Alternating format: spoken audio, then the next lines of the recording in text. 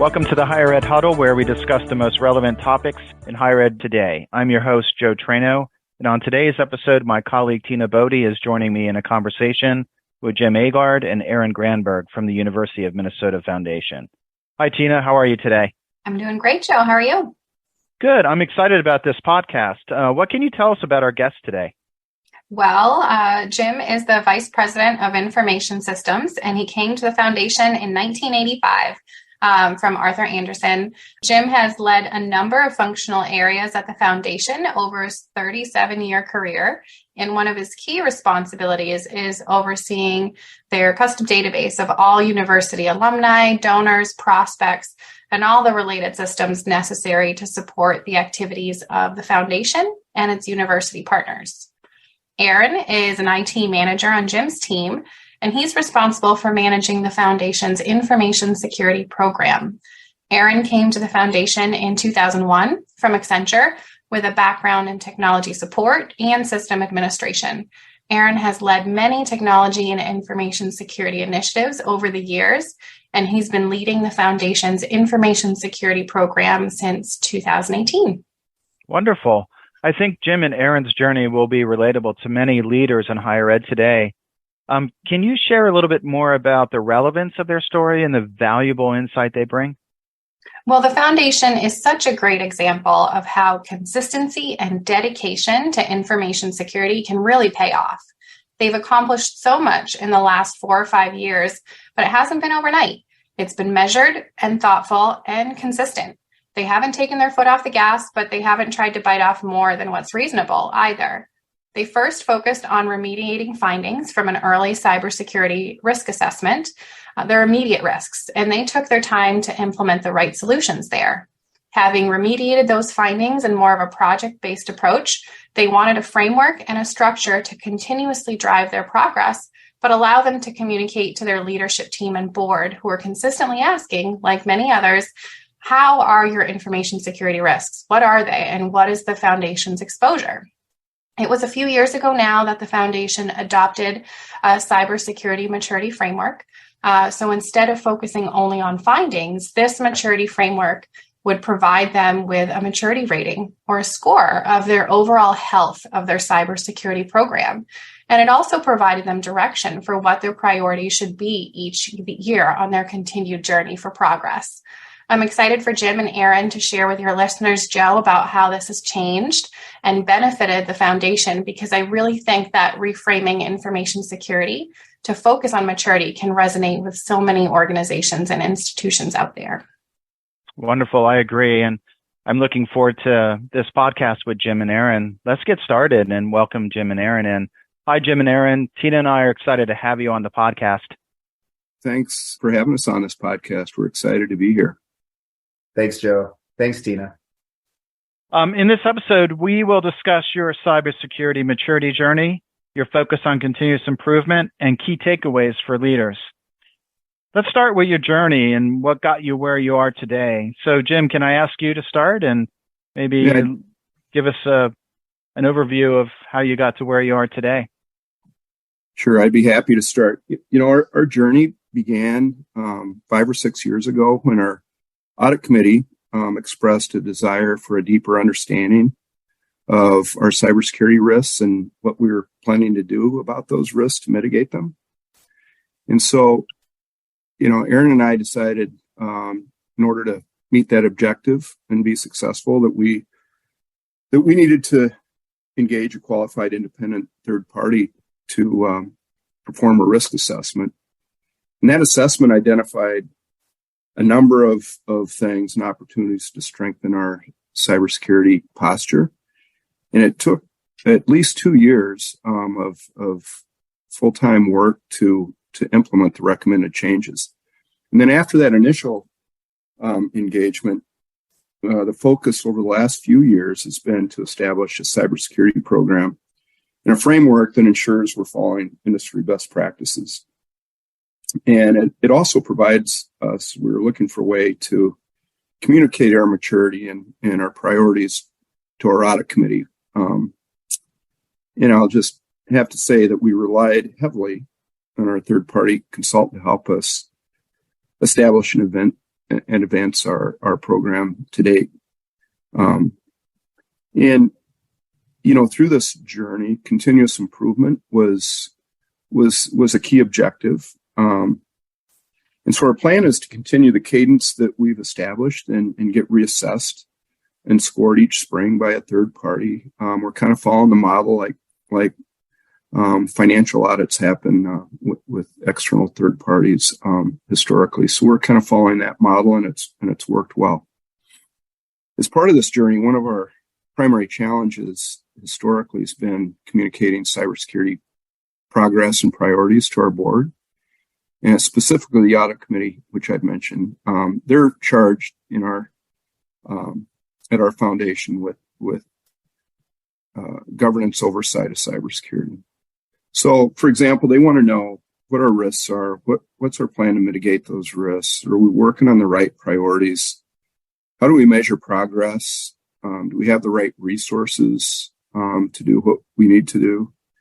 And an important part of this journey is, and our consultants helped us with the framework that provides a dashboard as a tool for showing our cybersecurity status and how we're doing. And another challenge was that our audit committee members routinely changed, and we struggle to maintain continuity on communicating with these new members. For these new people, we ended up, it's worked well. We do an orientation session with them, and we take them through the dashboard.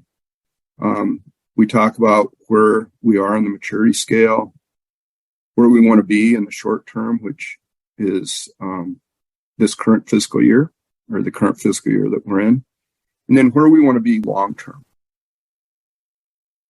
I appreciate the comment regarding maintaining continuity with the committee members. How has that worked out with some of those initiatives that you have started? It's good. It's been really good. We just had a changing of the guard, this fall, and so we welcome 2 or 3 new members on, as well as the person that heads up our internal audit function at the university's on the audit committee, and that was a new role too. So, we took him through the orientation too. So far it's worked really well. Aaron, can you speak to how our cybersecurity programs impacted your work? Sure. Thanks, Joe. Thanks, Jim. There are so many aspects to cybersecurity and so much effort that goes into maintaining and advancing an organization's cybersecurity posture. Everything from policies and identity and access management, training and awareness, network and system security, vendor security, all these things. The cybersecurity framework really provides, the best practices in all these areas and more. So we've implemented our cybersecurity program, and it's really helped inform our priorities and also to guide our project plans. In addition, the program has helped us inform our staffing decisions. Do we have the right expertise on the team to perform certain functions? Are we staffed sufficiently to sustain our program? Anytime we implement something new to improve our cybersecurity posture, we're going to have to maintain that work moving forward. And as we've advanced our cybersecurity program, we've added staff and we've expanded the responsibilities of some of our existing staff. That's great, Aaron and Jim. I know you've accomplished quite a lot over the last few years, and we appreciate you taking us on that journey a little bit.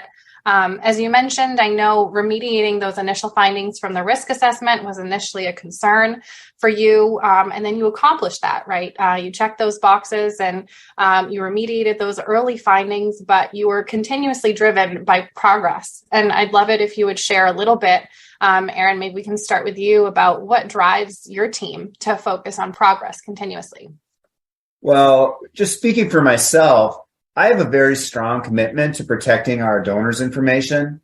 The success of the foundation depends on, to a large extent, that we are good stewards of their generous donations and that we protect their information at the highest level. A security breach could harm the reputation of the university and the foundation, and ultimately harm our ability to raise money. So we're very motivated to build secure practices and promote security among foundation staff and the university-wide development community to really minimize the likelihood of a security breach as much as possible. Absolutely. And I know, Jim, as you mentioned, a driver for you has been building that stronger relationship with your board and audit committee, and also facing a little bit of increased accountability from leadership. Could you elaborate on that for us a little bit? Yeah, I'd be glad to. From my perspective, it's all about building confidence and earning trust with our board, and my boss, who's the CEO of the foundation, and then our senior foundation leadership team. Through our enterprise risk program, our board and leadership consistently identifies cybersecurity as the highest risk to the organization. So, we've worked really hard to build confidence with our board by ensuring that we have a program in place and that we're addressing the highest risk to the organization, and that we're going to keep doing this. We're dedicated to this culture of continuous improvement. And while cybersecurity is on an agenda item for every audit committee meeting, our May meeting is dedicated to reporting progress over the past year towards our stated goals. And we're held accountable, like you mentioned, Tina, which is a powerful motivation for Aaron and I and our team, our whole IS team that contributes to this. Sure. I can certainly see accountability, right, as a motivator, but you've certainly come a long way. And you've dedicated a number of resources and hours to making information security and cybersecurity a priority. So I know accountability is not the only driver, right? What have been some of the benefits that you've seen as a result of your work and progress that you've made? Well, thankfully, and maybe most importantly, we've definitely increased confidence and trust with our board. And I would attribute the success that we've had to a number of things.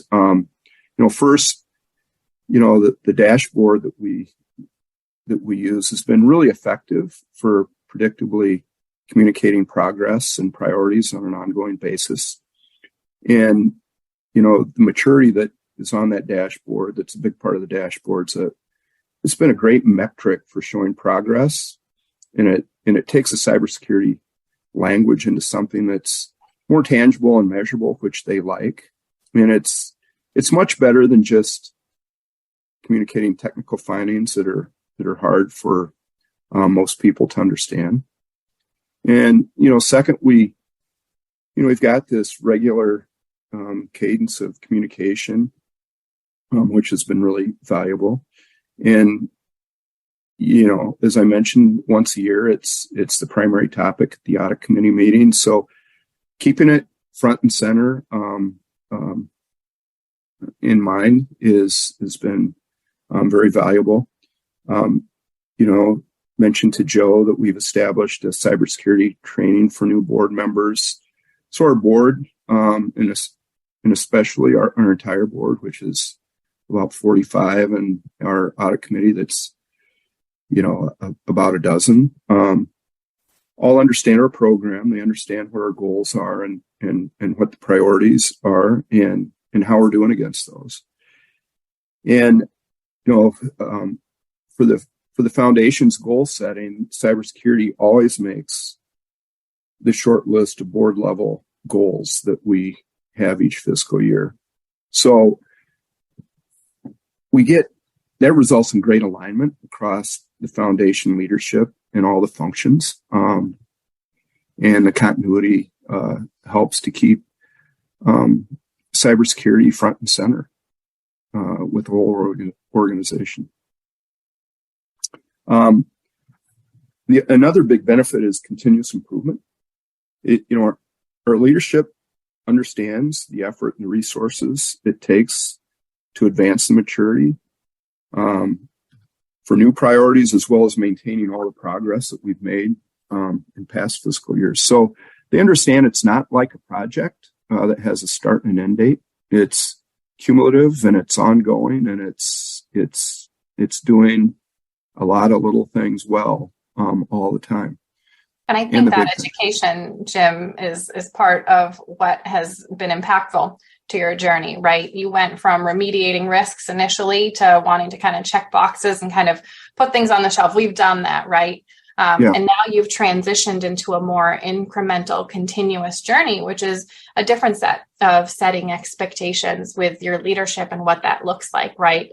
And I think as we all know, you get some quick wins early on, you really see progress, but the hard stuff's always on the back end, and change and progress sometimes looks a little different on the back end than in the early end when you're making changes. That's exactly right, Tina. And I would say that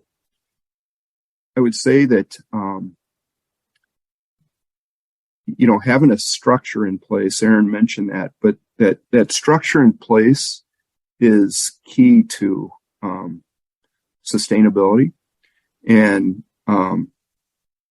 without that structure, it becomes more of a sort of a project-based approach that is, doesn't advance your maturity like a structure that would be in place. So I think that's really important. And that structure, Jim, right? That's something that has been able to ground your leadership and your boards to where you are on your overall journey and making progress. And I think that's, an important benefit that has been the outcome of where you've been. And how about you, Aaron? What are some benefits that you've seen that have stood out to you? Well, one benefit that I've seen that really stands out is how cybersecurity has become embedded into the culture of the foundation. We have the full support from our board of trustees, and, the commitment to cybersecurity is modeled by our CEO and the rest of the senior leadership. Security, it's featured at all of our, it's featured at our all staff meetings. We work with our internal communications team to keep staff posted on happenings in cybersecurity. And we've implemented a training and awareness program that, it's as fun as cybersecurity can be for non-technical staff, and it's also informative. And that fun aspect, Aaron, right? You mentioned recently you had some Halloween-inspired sessions and maybe share a little bit with the listeners about that room you were telling me about that you set up, that scavenger hunt. Yeah, we called it a cybersecurity disaster room, where people were invited to come in and into this room that had all kinds of cybersecurity problems in it. Everything from computers with Post-it notes with passwords on it, pretend fake private data sitting in a printer, and credit cards laying on the floor. So it was fun for staff to be able to go in there, come up with a list, and we even had a little contest with whoever identified the most problems won a little prize. So it was a great way to further ingrain cybersecurity into the culture of the organization and to make it fun. I love that. And I think you mentioned one of the other aspects has been your working relationship with universities' information security. Yeah. The university has a very talented information security team. And, we leverage their expertise on a wide range of cybersecurity topics. We also utilize their security services, which greatly strengthens the foundation's cybersecurity posture. And then, and just as importantly, we coordinate our efforts with the university's information security team, because, university fundraising, it doesn't only happen at the foundation, it happens throughout the university. So it's critical that we align our policies, our training, our incident handling. Those things are all aligned and coordinated with the university's information security team. I know, Aaron, you and Jim, you certainly have, explored and shared with us, the importance of prioritizing information security and how your leadership and their support has contributed to your accomplishments. But you certainly wouldn't have been able to accomplish that on your own, as talented as you both are. How do you get your IT staff to follow through and be engaged and achieve the plans and targets that you've identified? Well, First of all, I'm very lucky to work with great people who are very talented technologists. They care about the university, they care about our donors, and they're passionate about cybersecurity. So they're intrinsically motivated. And you need to have people on your team like that. You also need clearly defined goals, good project plans. One thing that's been very important for us is having regular scheduled check-ins with our third-party consultant to talk about our progress and verify that we're on the right track. And then, another motivator, as Jim had mentioned earlier, is that our cybersecurity program's maturity is assessed and scored annually and reported at our audit committee. So, there's a big spotlight on the work that we're doing. And I think, we've seen that in the way that, we've seen the engagement of your staff in owning projects and designing projects to achieve those goals. I think you've done a great job in incorporating IT staff in solutions rather than distributing those to them. And I think that's helped to make the best use of their expertise, but also help to motivate them to achieve those goals. So that's great. Thank you. And Joe, I know you had a couple of questions as well for the team. Yeah, I appreciate, Aaron, what you and Jim have shared so far. Really interesting and wonderful progress that you've made, and some of the initiatives and challenges that you've faced over the years.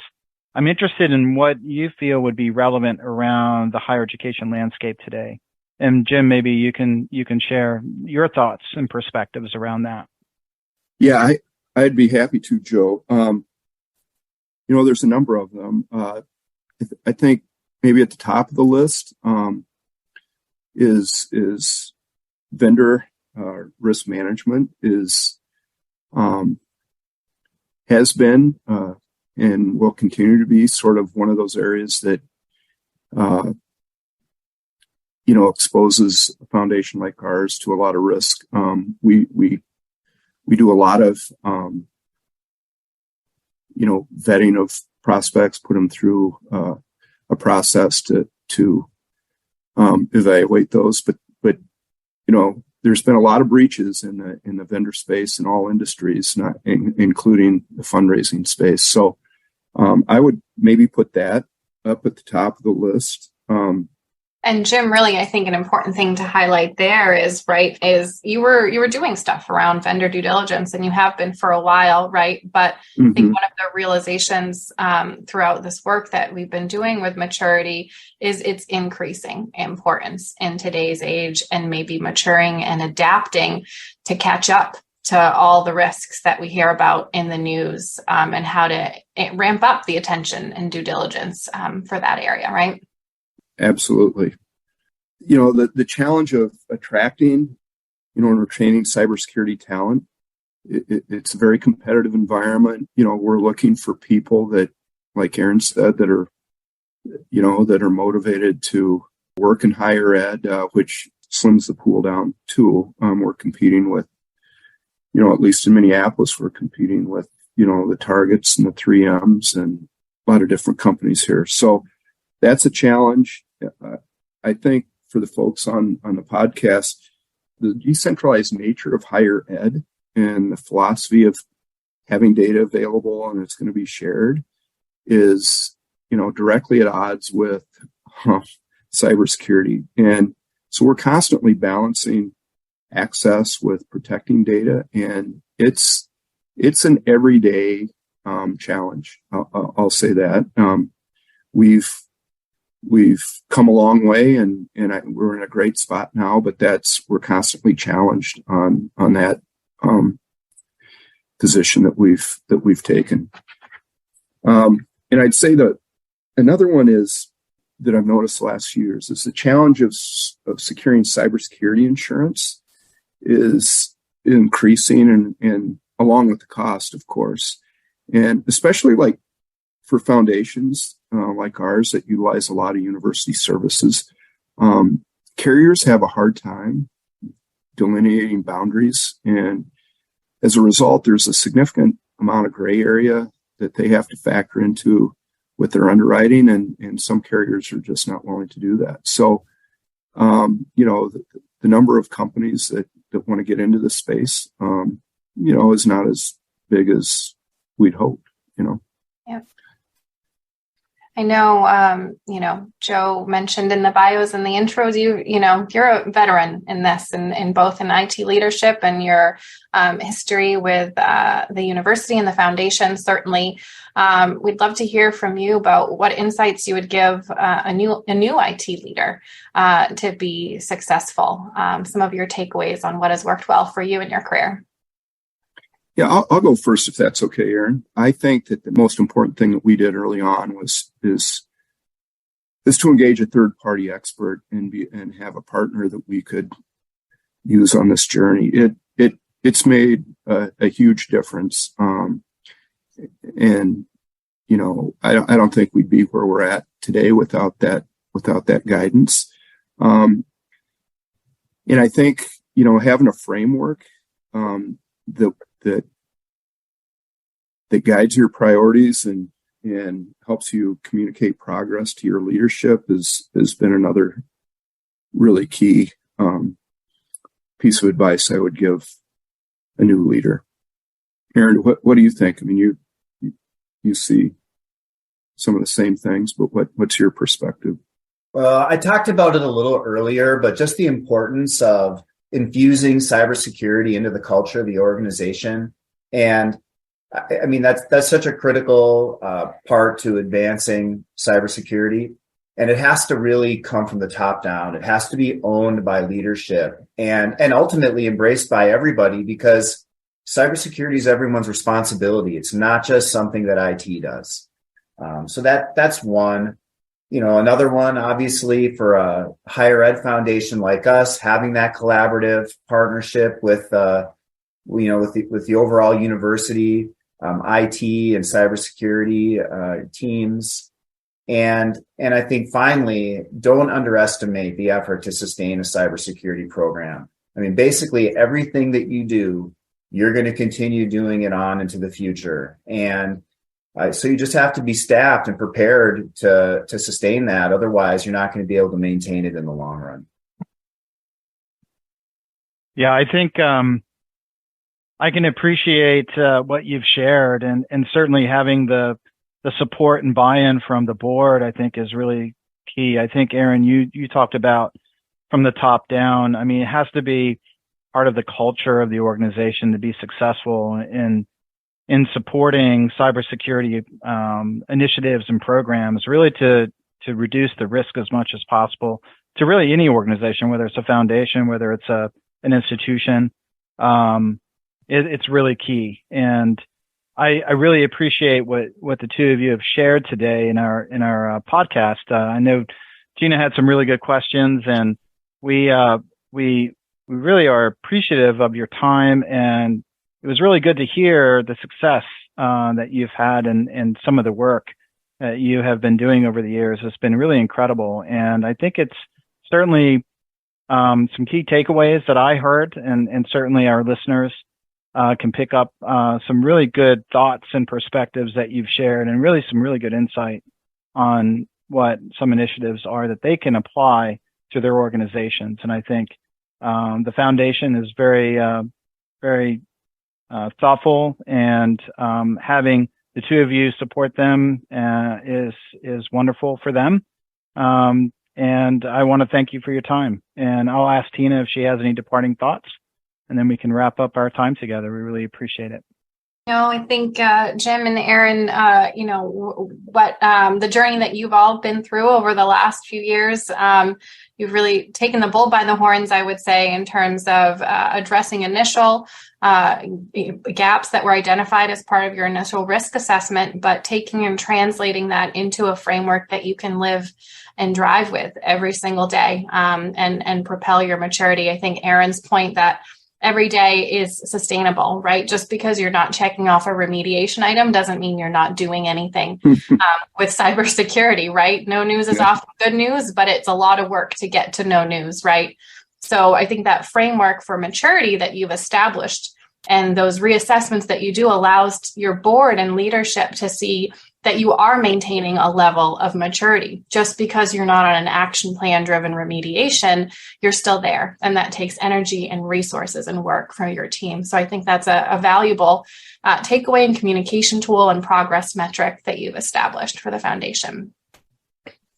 Well, thanks very much, Tina and Joe. It's been our pleasure to be on the podcast today, and thank you very much.